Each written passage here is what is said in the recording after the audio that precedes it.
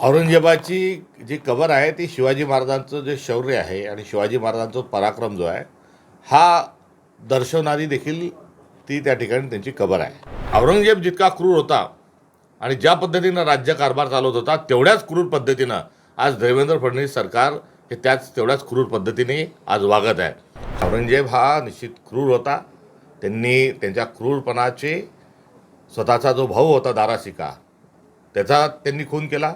त्यांचा जो दुसरा छोटा भाऊ होता त्याला विष देऊन त्यांचाही मृत्यू औरंगजेबाने केला. तात्काळ महाराष्ट्रातून हटवली जावी नाहीतर बाबरीची पुनरावृत्ती होईल असं ते म्हणतात. औरंगजेबाची जी कबर आहे ती शिवाजी महाराजांचं जे शौर्य आहे आणि शिवाजी महाराजांचा पराक्रम जो आहे हा दर्शवणारी देखील ती त्या ठिकाणी त्यांची कबर आहे. आणि शिवाजी महाराजांचा मृत्यूनंतर 28 वर्षांनी औरंगजेबांचा मृत्यू झालेला आहे.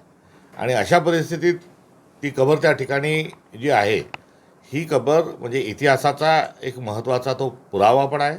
आणि दुसऱ्या बाजूला हिंदू म्हणून जी संस्कृती आपल्या देशामध्ये जी सांभाळली जाते, जी त्या संस्कृतीसोबत जो अध्यात्म आहे, जी परंपरा आहे, जी संस्कृती आहे, ती संस्कृती देखील आपल्याला जी शिकवण देते त्यानुसार आपण बोललं पाहिजे. विश्व हिंदू परिषद आणि बजरंग दल हे जर त्याचं अनुकरण करत असतील तर त्यांनी त्यांच्या या वक्तव्याचा आणि या स्टंटचा त्यांनी विचार करावा.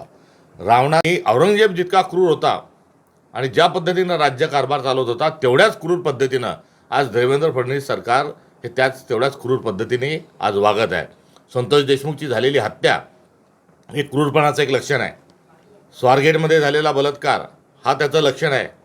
रावेरच्या खासदार ज्या केंद्रात मंत्री आहेत त्यांच्या घरातील लेकीबाळी सुरक्षित नाही हा त्यातला पुरावा आहे. त्यामुळे घाशीराम कोतवाल महाराष्ट्राचा गृहविभाग चालतोय का हाही प्रश्न त्यानिमित्त. औरंगजेब हा निश्चित क्रूर होता. त्यांनी त्यांच्या क्रूरपणाचे स्वतःचा जो भाऊ होता दाराशिका त्याचा त्यांनी खून केला. त्यांचा जो दुसरा छोटा भाऊ होता त्याला विष देऊन त्यांचाही मृत्यू औरंगजेबाने केला. स्वतःचे जे वडील आहे शहाजहान यांनाही त्यांनी नजरकैदेमध्ये ठेवलं. त्यामुळे एकंदरीत त्यांनी त्यांच्या घरच्या लोकांनाही सोडलं नाही, इतका क्रूर औरंगजेब होता.